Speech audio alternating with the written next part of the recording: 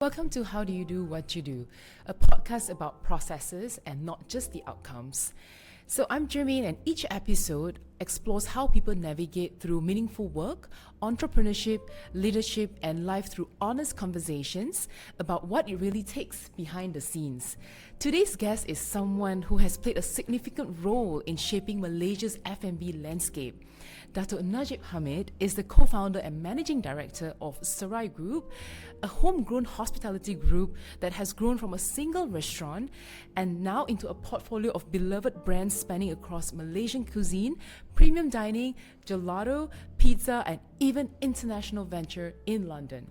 So in this conversation, we will explore growth, innovation, leadership, family business, and what it really takes to build something that continues to evolve while staying true to its roots.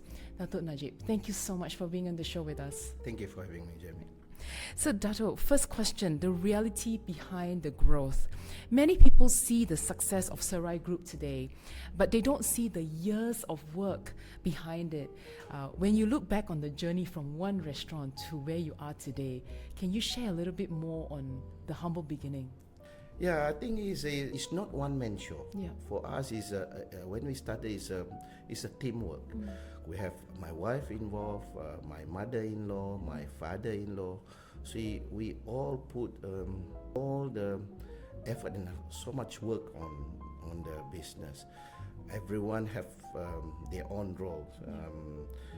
Like me, I'm a chef, so I focus on the kitchen and the food, and then I got my wife is helping on the ID. My wife's background is in ID, and my mother-in-law started Serai Thai in Shah Alam for now it's about 39 years now, I think.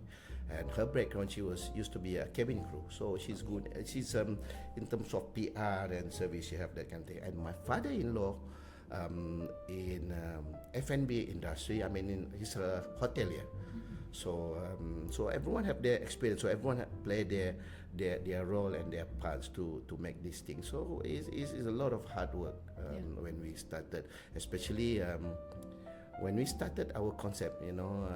We started our concept Serai, our first Serai. I would say sort of like second generation of Serai, because Serai started as Serai Thai in Shah Alam. Okay. It's more authentic Thai cuisine.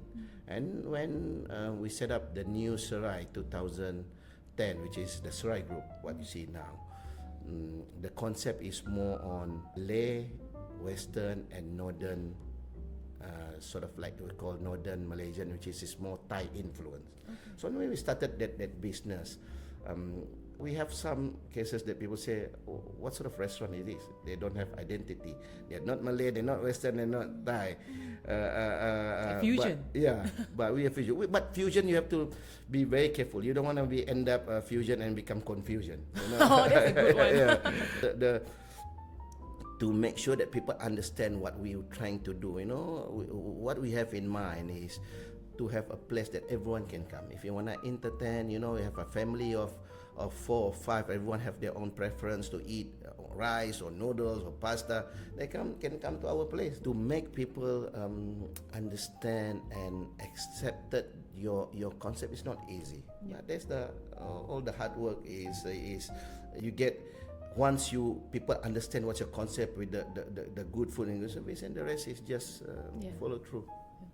So Dato', would you say that you all focus a lot on the quality of the food first, and then you all just went through with it? Because I'm sure you all didn't see, what you are today back then, right? Yeah, I think our focus I think to me, the most important. You can have a beautiful restaurant or beautiful ambience, but that is just to attract people to come in. But you wouldn't get a repeat customer if end of the day the food is not good. Yes, that's the most important. The food will make them and can make them become one of your regular customer and can get a return customer. Because if you just you betting on a nice ambient, nice place, it's just a one-time visit. People, nowadays, especially, maybe not back then, but nowadays is people will go to take pictures. People put so much effort, to put all their makeups and things out there, dress up and take pictures. And after that, once they upload in their Instagram, and then if the food is not good, the food service is not good, you might don't see them again. Yeah. So the food is the core, is the most important part in doing F&B. The food have to be good. Yeah, I like your notion, Dato. So because people can like the aesthetic, and then they take picture, they can say, oh, we like this place, but not the food. For example, right? Okay, Dato, what do you think people underestimate about building something that scales? Because you all have built, the brand, and you have scaled so much. What do you think the one thing that people don't see while scaling a business? Scaling a business is not just opening another outlet or things like that. How do you make sure you can sustain the business, and to have your strategy? I think this is the most important. When you're scaling up, what is your end goals. What do you want to achieve? Meaning, the more outlet you have, the more that you expand, the more responsibility, the more challenges that you're gonna face. So all this is with a proper planning and hands-on. I think is very, very important. Dato, you mentioned hands-on. Can you share an experience where you have to turun padang and literally do, what your team's supposed to do, for example? I remember when we just opened, me and my wife, we wake up so early. We go that because during that time you don't have the relationship with the supplier. Supplier, you don't have an account. You have to pay COD, all that kind of thing. So I remember we go to the market, pergi pasar cari sayur, bangun awal pergi jumpa supplier, and then rush back to the restaurant, do the prep and cook. Because when I started the menu, I left KK when I was 18 years old, and then pursued my studies in Adelaide and graduated, and then moved to Melbourne and work. So most of the things I don't have any sort of relationship or connection in KL. So when we started, everything have to be start from zero. Of course, my mother-in-law maybe I have start, but they are more like one restaurant, and then it's more like the restaurant is in neighborhood area, so you have your market. It's not in the shopping mall. You have a time to deliver to, so it's not like you suka-suka anytime that you can go in. So during that time, the hard work we have to go hands-on. I masuk, buat prep, beli barang, and then to change the mentality of because in Australia, chef is a very well-respected profession. During that time in Malaysia, chef is just a cook, tukang masak. So the passion of the people here is completely different than what I'm used to in Australia. So the challenge is you tell the staff one time, you tell them off, the next day they don't show up. So the challenge. So we are lucky because we are I would say the main cast. You have a movie, but who's the main actor and the main actress? We are the main actor and the main actress. So we are hands-on. So I have to cook. I have to make sure that the staff is there. So all the challenges is we balik masuk awal, we keluar, maybe we start keluar daripada 7 o'clock in the morning, and then we end up balik rumah 12 o'clock at night to do the closing, to make sure the cleaning, to make sure it's a lot of hard work. Yeah. I mean, just listening to you, I can already imagine, because we do events and we always tapik to all the people who prepare the food, because that's essentially the most important thing when it comes to gathering people together. Events, it's always the heat and the stress. The stress pressure, from food, people like waiting, lapar, and then so many things. Okay, Dato, as the business expanded from one to many, what do you think has changed for you personally as a leader, and what have you stopped doing? You have to learn to let it go. Not everything controlling everything, and you cannot do everything. I think we started the business more as like an entrepreneur business. Everything you want to do it yourself, and you want to control yourself. But along the way, when you expand the business, the most important thing, the first thing that you have to put the governance. You have to run more professionally, not mak bapak kind of a business. And the way I do it now, I put the right team in the business, in the company. Meaning you have a proper CFO, you have a proper COO or manager and things like that. So you distribute the tasks. Everyone have their own on focus. And for me, the way I still cooking, I still do the menu. I think, I mean, end of the day is you cannot let go on certain things. You know, I still contribute, but now it's more managing the whole thing, the cash flow. To look, I before that is more focused on day-to-day business, but now it's more on the wholesome of the business, you know, to make sure the bottom line, what is sort of marketing that we need to do, what is the direction, what need to improve. So for me, it's not just in the kitchen anymore, or buying what item. Now we have the right team, so I'm more on looking overall, and then and focus on the business development. Yeah, that's actually essentially the most important also as you scale, and now you have over 36 in total brands. Amazing. Okay, Dato, Serai Group is known for its Malaysian roots, right? But you've also successfully built different brands, which are a bit more modern or different from the Malaysian culture, right? Like you have a pizza brand, you have Cham Cham, you have a gelato brand. Taffy, yes. I've personally had that before. You also recently opened a steakhouse in London. Yeah. So can you share with us, when do you know that you're ready for something that, you know, is off what you started? I'm actually, to be honest with you, the moment that I opened our first Serai, I already start planning to do a different concept. I always believe that, of course, you have to your focus is still there. The focus is still in F&B. This is our core business. But in terms of concept, you know, when I after, that's my second concept. Now we got about 16 brands, different cuisine and different concept. Our second is a GB & Co. GB & Co because of my name is Najib. So in Australia, people call me GB. I see. So that is more like all-day dining, more Australian. During that time, during that times a big hoo-ha on a cafe scenes, all this kind of food. But to me, it's not just about following the trend.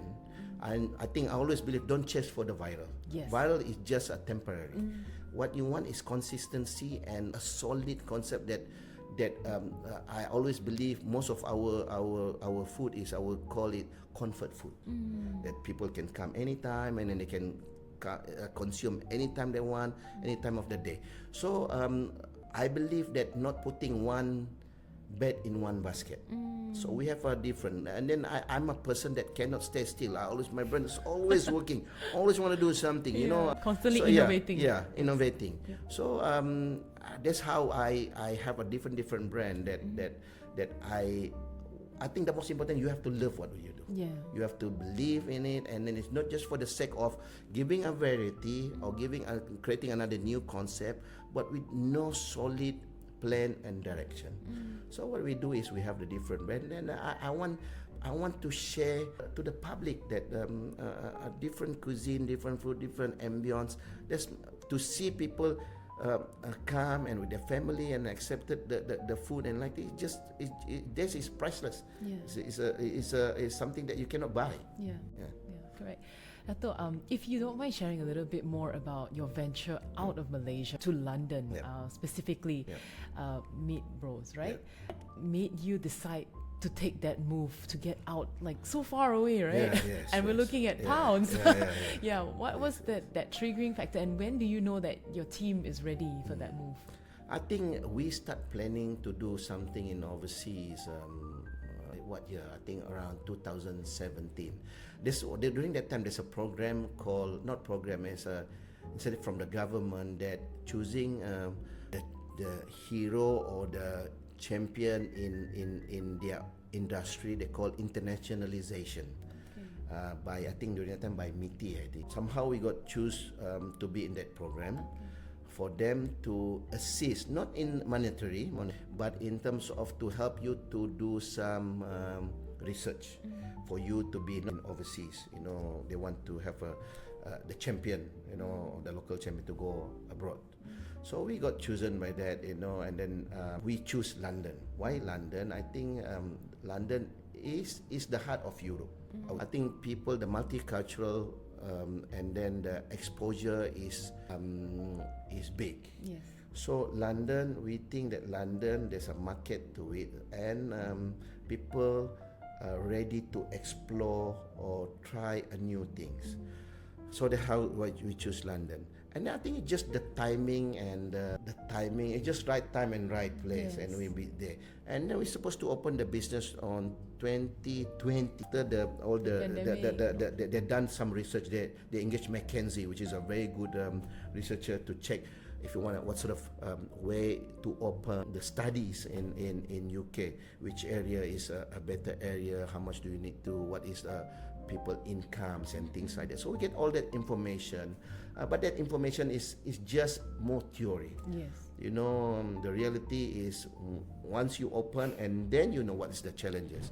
So we along the way we're supposed to open, but thank God, because during that time we were focusing on our local expansion.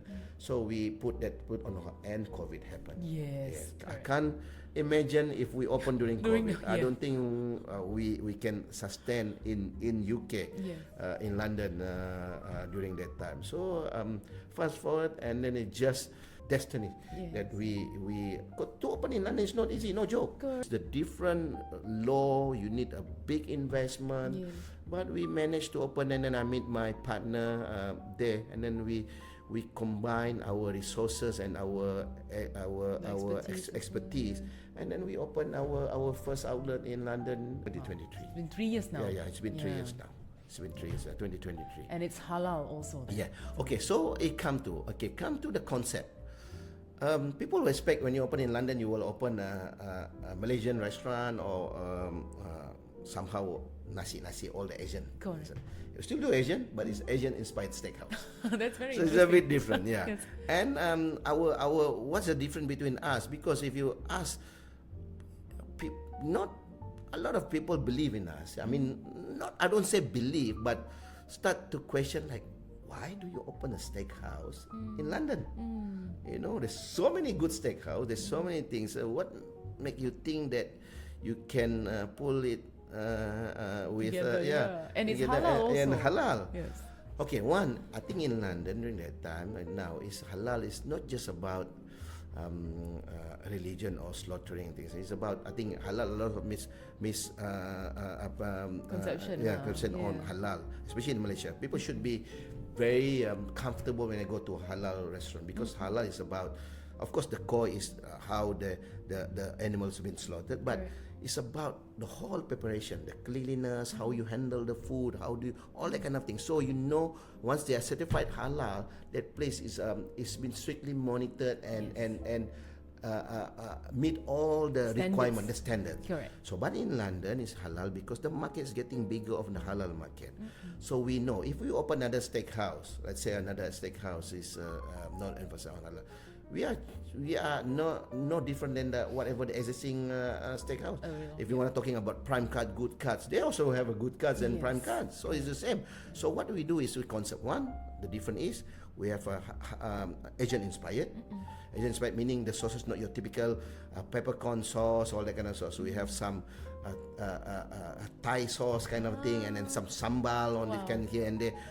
So our place is not just 90%, of course, our core is meat, but we also have a lobster laksa. Oh wow! Yeah, Very and then, we have a sando, which is a Japanese beef sandwich. Yes.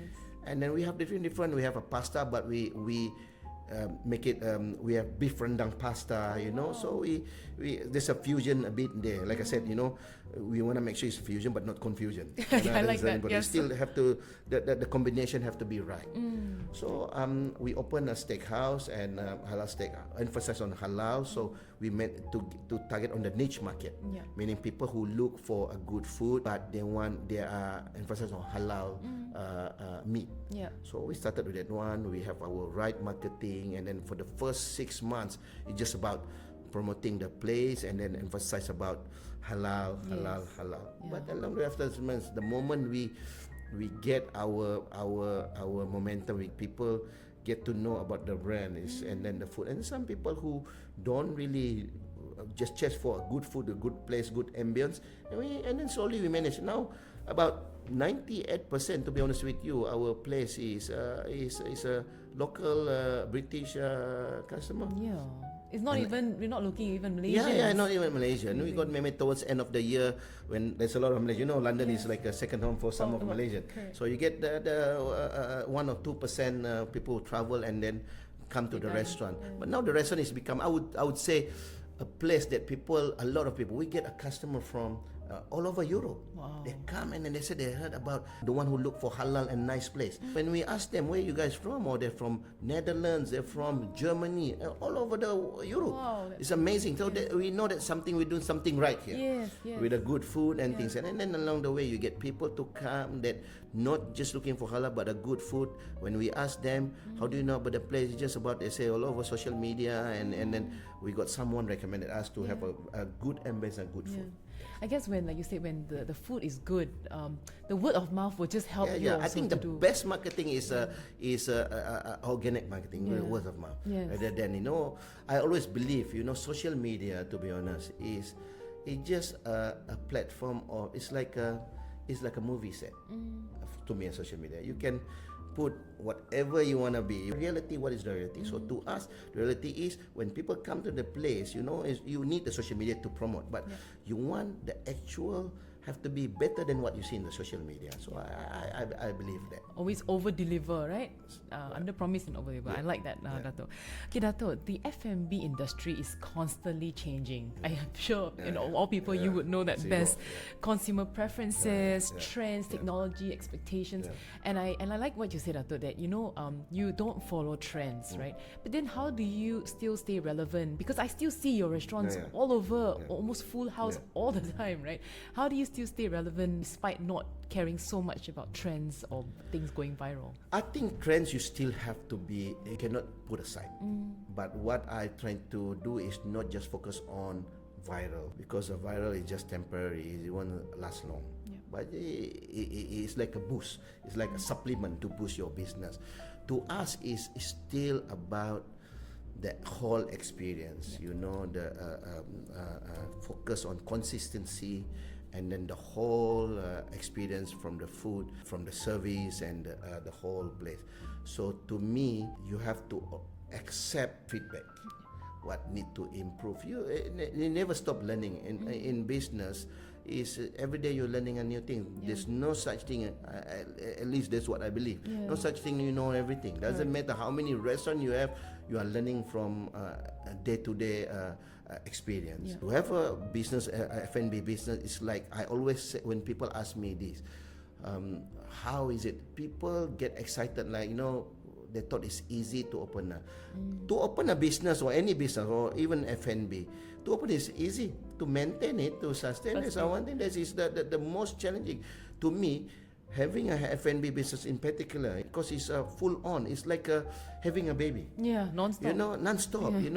Maybe the process is fun, but like having a baby, you don't expect when the baby is there, the baby will shower themselves, change their diapers themselves, and feed themselves, do their own meal. Exactly the same, like you have to keep constantly feeding your baby. Same thing, you keep constantly hands-on in the business. Correct, So this is how I think is a very, very important. Is the part of to understand your business, and you have to have a passion in your business. It's not just another hobby to open things like that. It's not a passion project. Not passion project. I always believe when people ask me, people ask me, oh, I really want to do this. Before that, I always try, but I don't want to be very negative. I don't want people who think that, oh, this Najib, every time I ask him for his advice to open a restaurant and things like that, they would say, oh, don't do this, all negative things. But I always said to them, you want to hear the reality, or you want to hear something what you want to hear? I said, I can open. There's no right or wrong. It's good to open a business. If you can do well, it's okay. Now it's maybe a bit challenging now in F&B because it's getting expensive. Everything's, the margin getting smaller and smaller. So that's why you have to have the strategy on the volume. Exactly. Correct. So but I always tell them, if you want to do a restaurant business, yes, go ahead. But don't do a business thinking of, I just want glamour. Oh, I have a cafe and then I can go to my cafe. I said, it's just not like the case. Just- Don't what you see in the social media. You come, oh hello boss, come down. I give you coffee, things like that. No, you might come with a bag and then helping them and cleaning Ice bag. ice bag. So all that kind of thing. That's the reality. I said, having a restaurant business, F&B business, is like having a baby. You have to have full on commitment and time. And focus. I'm really learning so much from you, Dato', even not being in this industry, Dato'. But you mentioned a lot about like even challenges, right? And times where you have to be very hands-on. So, Dato', in a very long-standing business like yours, Serai, there are times that you will face like, you know, setbacks or very difficult challenges, right? And how do you sort of motivate yourselves during times like this? I always be grateful. I think first is always complaining. I think that's our nature. There's a time Human that nature. you open your eyes wider. You look at people, orang sakit, even to meet the basic things also they can afford. Yeah. So first you look at that one. So you look at yourself, and then you start appreciate how lucky just for you to stand up, to sit down and go and eat, feed yourself. This is the blessings, right? Yes. Second, look at things like that. I mean, challenges, there's always ups and downs. Correct. I think to us as a Muslim, we always believe, I think God, I think this is the first thing that we go first. You know, to make yourself calm and things like that. Secondly, every challenge is there's a solution. There's no challenge cannot be fixed. It's just a matter of time and what you need to focus. And sometimes you have to open up and learn. Be humble. You know, tell there's a time that you are down. There's a time that you are having difficulty. Open up. Try to reach people that think that can advise you in a way that maybe give you some good advice. You know what's happening. What can you do? From there is the core, the business. The moment you see the leader is down, the leader is start raise a white flag, everything is gone. Semua pun To white me, flag, as long the business is still there, you still have another day to fight. The moment it's there to top, there's nothing to fight. Correct. So to me, when I do like that, there's only challenge. Look at the every angle. What can you do? If you need help, it's a time for you to ask for help. Not I can do it. Don't keep it to yourself. Bring it out and talk to a few people. But I'm lucky in terms of me. We have a very good supporting. Yes. People thought that's always people thought me that you are so lucky, but they don't know all the behind the scene. Betul. We started and things. I tell you, with the challenges, when when we have our first restaurant we opened in Empire, we use internal fund.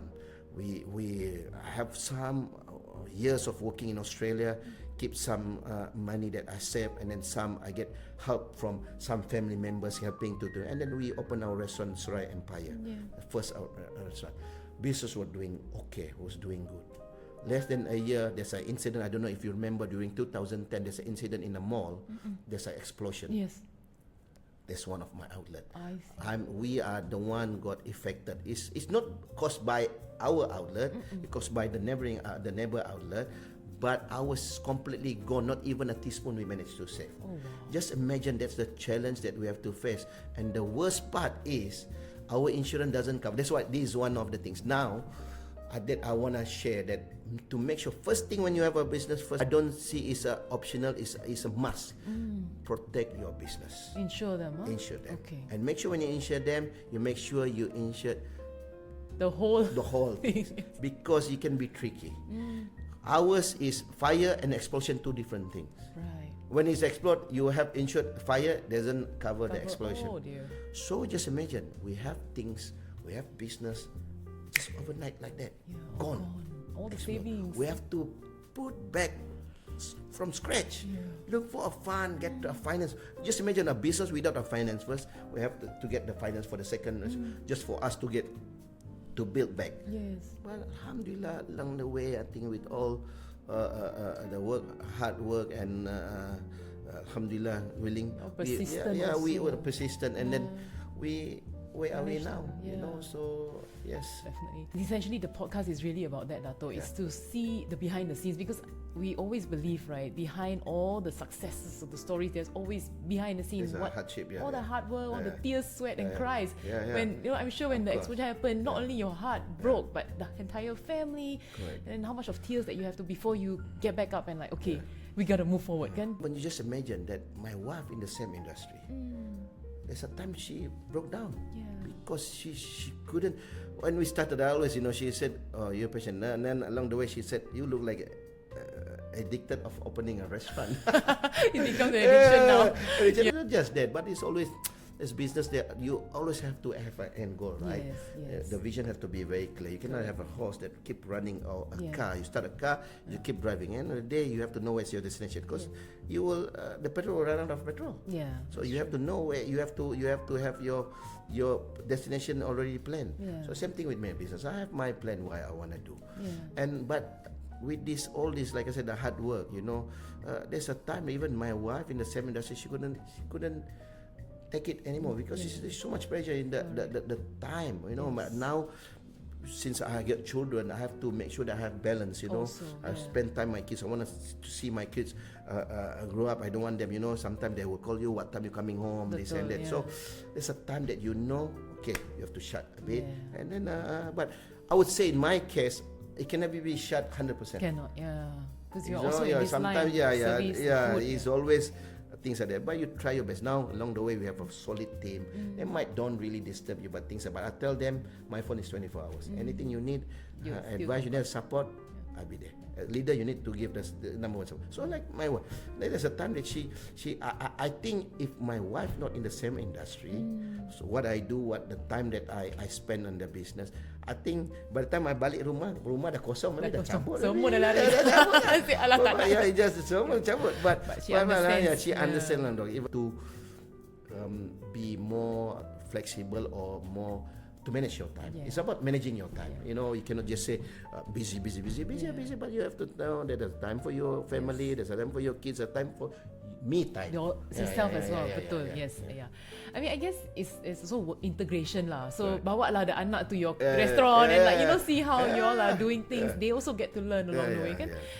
Okay, Datuk. So Serai Group has strong family roots, and you also mentioned when you all started, all the family members came together. So this is very interesting because some people might also want to know how to do this, kan? Now, how do you navigate these agreements when both family and business are involved? I think first thing first, my 2 cent advice. I think it's my advice to make sure that you have, even though it's family, you have to make sure it's clear from the beginning. What is your share? What is your task? What is your things? Everything have to be black and white. Come with this business. You never know. So that's the most important. But of course, between the family and outside the family, it's too different. The family is always, end of the day, they have this soft spot, even how big, how little, but they won't cross that line. Correct. So to us, like I said, we started as more entrepreneur. We can discuss on dining table and things about that. But along the way, things have to change. You have to run the business more proper governance and things. So we set that kind of benchmark. You have to be more professional, nothing personal. So in terms of family, everyone knows their task or their the different roles that they play. So we just make sure there's nothing personal. Of course, at one time, I know my sister-in-law also was with us when she graduated from Melbourne and then come back and then she worked for and then become a marketing manager. There's a time that come to work. I'm very sort of professional. I would say really focused. I'm a very result-oriented person. So there's a time that when in the board meeting and the meeting, there's a time that I'm not sort of happy or things like that. I'll try to be as professional as possible. But there's a time maybe you raise your voice and things like that. And the time we still live together in my mother-in-law house. So but to me, it's just about work, nothing personal. Personal, correct. But human sometimes doesn't matter. I think that you will feel the still you feel the pinch the pedas so like that. So it's funny. And then few days I can tell to me I'm after the meeting outside from the room I'm normal. Yes. I just giving you my feedback on what I'm not happy, what need to improve this and that. But you can see that the sort of the tense, within a few Yeah. days. But along the way, I think she understands. Yeah. It's nothing personal. It's about business. But of course, the respect's always have to be there. How do you talk? It's not about screaming, yelling. I think you have to respect them. Betul, You yes. wanna be a leader, lead by example. Betul, I yeah. think this is the most important. Yeah. So come to the family. We always to make sure whatever need to be done, black and white. What is your share? What is your thing? That's the most important. You never know that anything can happen. Yeah. So once you have that one, is you are sort of one things is already clear, Sorted, yeah. and the rest is just about being more professional. It's more nothing personal or that kind of things. Yeah. And I think, Dato', you're also what I'm hearing is you're very consistent. Yep. So I think when you're consistent and then, you're hands-on and also very practical, so after a while people will know, okay, it's just, like you said, professional, nothing personal, Yeah. right? Yeah. Okay, Dato', just last two questions. After years of growth and expansion, right, Dato', what does sustainability mean to you, and what does success look like now for you compared to 10 years ago? To me, success to see that you still look back what 15 years ago and what I see now. This is success to me. How we started from humble beginning, and then we got so many business, and then we never crossed in our mind at the beginning we might have a restaurant open in London. Yes. But these things happen. Sustainability is about not just about doing marketing, but it's about the whole core business. You are there, you can maintain it, you can expand. This is things that I always blessed, that I'm happy to see. That the progress. You're gonna have a lot of challenges along the way, but step by step, it comes. Yeah. Dato', what is the part of your journey that people don't see, right? And but actually matters the most to you? I think, to be honest with you, I'm actually a troublemaker in the family. Oh, okay. I want to tell you about this story, so hopefully they can inspire people. Actually, I always want to be a police. Oh, okay. So I got an opportunity to continue my study. Even I'm not shy to say that I took twice SPM. First, I don't do well at all because I have a different direction at one time. So and then I took the second time, and then the second time I passed. So I want to be a police, and after that, some of the family members is not, because in my family, education is very, very important. Right. So I want to be a police, but some family members, my parents sort of think, okay, as long he can do something, let him be. One of my families, my uncle said, no, I think you should continue your study. I got opportunity, they sent me to Australia. I think it's like kena buang negeri sikit. But during that time, I don't know, I think Alhamdulillah, I realized myself I have to change. I have to do something. So when I go to Australia, I changed 180 to change, to make sure that I said I got opportunity now to study. I really wanna focus. So during that time, I continued my study in hospitality management. Okay. And then I managed to graduate. And then after that, I do my practical. So practical, you have to do housekeeping. I know you have to become a front of house, bellboy thing, and then come to the housekeeping. I don't really enjoy that. Yeah. To me, to graduate, I think there's a big achievement, big things already. That's right. So I said, study very hard for me. To me, they consider that I study very hard. I managed to graduate and things like that. So I don't really like. And then I said, I don't want to be this. I want to. So that's how I end up took another culinary. Okay.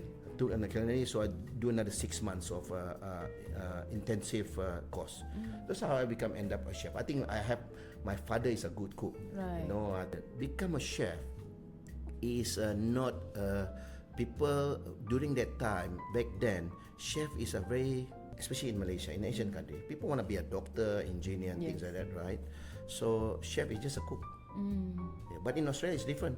It's a very high respected profession. Yeah. When you in overseas, sometimes you have a few friends, and then it's a normal. That's what I do now. And then when I go, my brother-in-law, I will invite all the friends and then come and eat. Belanja dorang makan. That you're looking for when you're a student, right? Correct. So I remember this one. I don't want to mention. This is a very prominent politician. Used to be a minister. I got invited in this dinner. So they was asking about 7 or 8 of us. I was asking, what do you do? Or I'm doing. That time I already graduated. And then they're all still studying. So what do you do? I'm doing economics, I'm doing law, I'm doing accountancy, or this, and they come to me. I said, what do you do? I said, I'm a chef. I said, okay, huh? I said, what do you mean chef? I said, I work in hotels, this and that, in a restaurant. I don't understand people. Why you want to be a chef, a cook? People want to be a doctor, lawyers and things like that. Just imagine that kind of thing. I don't think come all the way to Australia and then to be a cook. And then he was laughing. I remember my friend the other guy was tapping me like that, because I feel like very humiliated. But to me, that's what make me even eager to make sure. Yeah, to me, so it doesn't matter whatever you do. You can be a bricklayer, you can be a thing. But anything. If you're good, anything. Yes. As long as you cari rezeki halal, you don't know in the law, doesn't matter. You can be good anything. You can. Yes. So to me, it's a hard work. So people thought that I got a silver platter. Yeah, it's not. It's people who know me in Australia, they say that guy is crazy. Why? I work 16 hours every single day. Wow. I was in Australia for 12 years, study 3 years, 9 years working, almost 10 years.